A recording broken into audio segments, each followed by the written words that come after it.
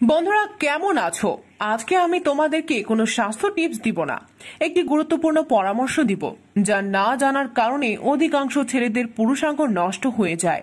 একজন ছেলে 24 ঘন্টার যে কোনো সময় শারীরিকভাবে উত্তেজিত হতে পারে, তবে দিনের বেলায় যেহেতু ছেলেরা বাইরে থাকে, কাজকর্ম করে, খেলাধুলা করে, তাই এই সময় তাদের উত্তেজিত হওয়ার সম্ভাবনা কম থাকলেও কখনো রাস্তাঘাটে খুব হট কোনো মেয়েকে দেখলে কিংবা মোবাইল ফোনে গার্লফ্রেন্ডের সাথে উত্তেজিত কোনো কথা বললে বা গার্লফ্রেন্ডের সাথে দেখা করলে অথবা রিকশায় বসে যখন যাতায়াত করে তখন মোবাইল ফোনে খারাপ কোনো ভিডিও দেখে একজন পুরুষ দিনের বেলাতেও কিন্তু উত্তেজিত হতে পারে।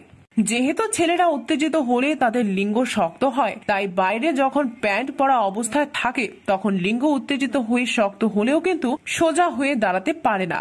স্বাভাবিকভাবে প্যান্টের কারণে একটা বাধার সৃষ্টি হয়। এই বিষয়টা নিয়ে একজন জানতে চেয়েছেন যে প্যান্ট পরা অবস্থায় লিঙ্গ শক্ত হলে লিঙ্গের গোড়া ভেঙে যাওয়ার কোনো সম্ভাবনা আছে কিনা। এই বিষয়টি নিয়ে আজকে আমরা বিস্তারিত আলোচনা করব এবং একই সাথে এটাও জানবো কি করলে পুরুষের লিঙ্গ ভেঙে যেতে পারে আর এই ক্ষেত্রে কি করণীয়।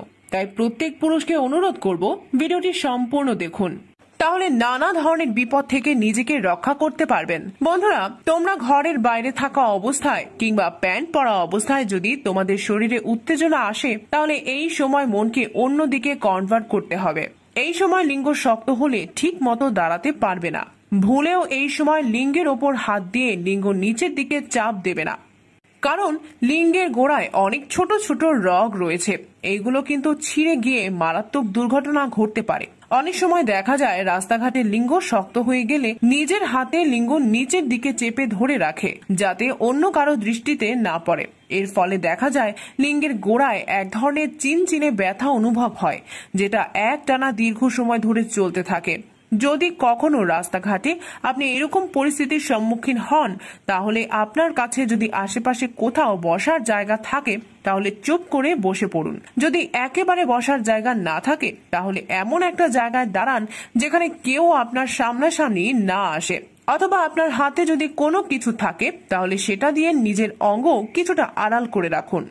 এইভাবে কিছুক্ষণ অপেক্ষা করুন এবং আপনার মনোযোগ অন্যদিকে দিন। তাহলে দেখবেন কিছুক্ষণের মধ্যেই আপনার শরীর আবার স্বাভাবিক অবস্থায় ফিরে আসবে। আসলে এখানে লজ্জা পাওয়ার কিছুই নেই।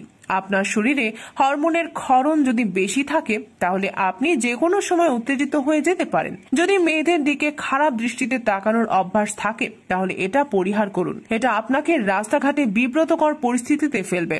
একই সাথে আপনাকে নানান ধরনের সমস্যার সম্মুখীন হতে হবে। প্যান্ট পরা অবস্থায় লিঙ্গ শক্ত হওয়া ছাড়াও অনেক ছেলেরাই আছে যারা নিজের লিঙ্গ মৈথুন করার সময় লিঙ্গে হাত দিয়ে নিচের দিকে চাপ দেয়। হস্তমৈথুন করার সময় যদি আপনার লিঙ্গ এইভাবে নিচের দিকে চাপ দেন তাহলে কিন্তু আপনার লিঙ্গের গোড়া ভেঙে যেতে পারে।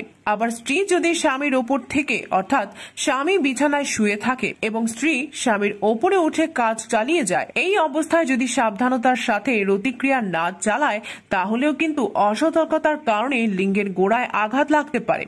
এই ক্ষেত্রে লিঙ্গের গোড়ায় যে রগগুলো রয়েছে সেগুলো ছিঁড়ে যেতে পারে এবং লিঙ্গের গোড়ায় অনেক দিন পর্যন্ত চিনচিনে ব্যথা থাকতে পারে। এই অবস্থায় লিঙ্গের গোড়ার পেশিগুলো ছিঁড়ে গেলে বা লিঙ্গের গোড়া ভেঙে গেলে প্রথমে যেটা করণীয় সেটা হচ্ছে লিঙ্গের গোড়ায় হালকা বরফের সেক দিতে হবে। এই সময় কমপক্ষে 10 থেকে 15 দিন হস্তমৈথুন করা যাবে না এবং স্ত্রীর সাথে রতিক্রিয়া করা যাবে না। যদি 3-4 দিনের মধ্যে ব্যথা সেরে যায় তাহলে এটা নিয়ে চিন্তার কিছু নেই, কিন্তু যদি দেখেন 3-4 দিন পর আগের মতো আছে বা বেড়ে গেছে কিংবা লিঙ্গের গোড়া ফুলে যাচ্ছে তাহলে দেরি না করে অবশ্যই ডাক্তারের শরণাপন্ন হতে হবে। আশা করি এই বিষয়গুলো বুঝতে পেরেছেন।